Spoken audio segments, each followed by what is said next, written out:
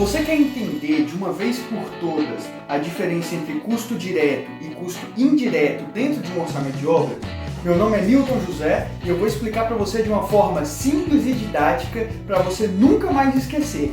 Antes disso, eu quero te deixar só um aviso. Ainda nesse vídeo, eu vou revelar um gargalo que pode consumir todo o lucro da sua obra. Então assista até o final, beleza? O custo direto é aquele que é facilmente medido e alocado dentro de um serviço específico. Por exemplo, vamos dizer que a gente vai fazer uma pintura de uma casa, certo? A pintura possui custos diretos, mão de obra de pintor, lixas, tinta, massa PVA. Esses materiais e essa mão de obra, eles são facilmente medidos e alocados dentro do item de pintura especificamente.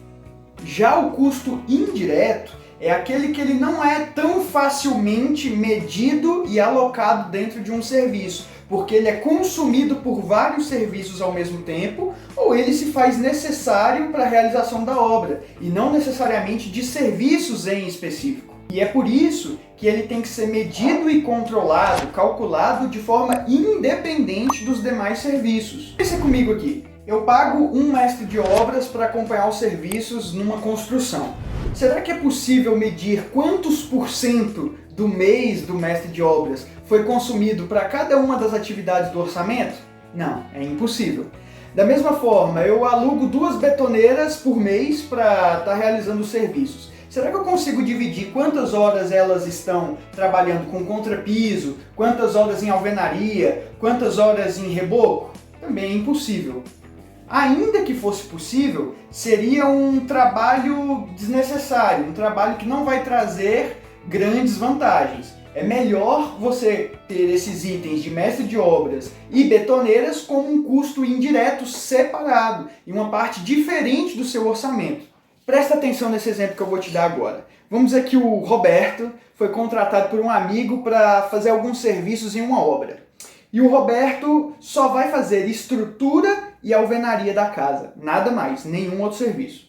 Na hora de dar o preço, o Roberto levantou a quantidade de aço que seria armada, ele levantou quantos metros cúbicos de concreto ele vai concretar, ele viu quantos metros quadrados de forma ele vai ter que fazer, ele mediu a área de alvenaria a ser assentada, e ele só fechou o valor pensando naqueles serviços estritamente visíveis, aqueles que ele conseguia visualizar na obra. Quando o Roberto foi começar a obra, ele logo percebeu que não tinha considerado um valor para fazer o canteiro de obras, abrigo de materiais, ele não tinha verba para pagar o carpinteiro para fazer as bancadas. Mesmo assim, o Roberto desembolsou o valor e pagou por esses serviços. Depois, quando foi iniciar a alvenaria, Roberto percebeu que não tinha também valor para locação de andaimes, ele não tinha carrinho de mão, ia precisar comprar, as ferramentas dele já estavam velhas, mas ele tinha prometido que ele daria as ferramentas e não contabilizou o custo disso. Tudo isso são custos acessórios ao serviço que eles não estão em composição de preço. Na hora que ele deu o preço dele de mão de obra, ele não se lembrou dessas coisas que não são visíveis, ele lembrou somente do serviço em si. Nesse exemplo, o Roberto só considerou aqueles serviços que tinham como produto final um produto físico, que seria entregue ao cliente. Então, quando ele arma e concreta um pilar, ele entrega um pilar de concreto armado. Quando ele assenta uma parede de alvenaria, ele entrega fisicamente uma parede de alvenaria. Mas ele não considerou outros custos que estão envolvidos. Ele só considerou os custos diretos com a fabricação do produto final.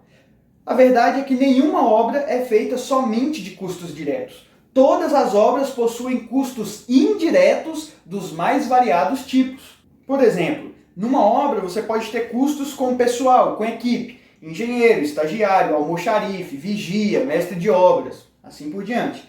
Na mesma obra você também vai ter custos com locação de equipamentos, martelete para demolição, caçamba de entulho, andaime, vibrador de concreto, assim por diante.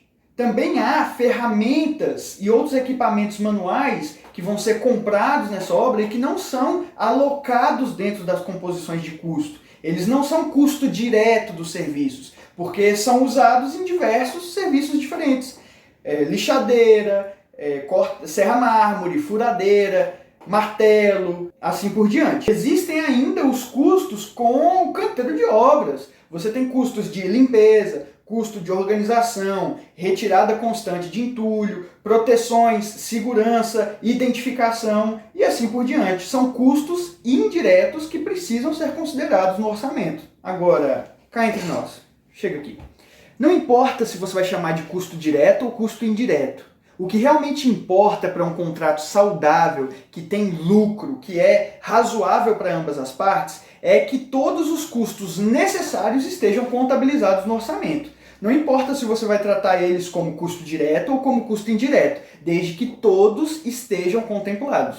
Ao elaborar os seus orçamentos, sempre tenha um olhar crítico, veja as composições de custos, insumos, entenda se está tudo ali embutido ou se é necessário trazer algum outro item de forma independente. Eu tinha te prometido revelar um gargalo envolvido com custos diretos e indiretos que pode sugar o lucro da sua obra. Você lembra disso?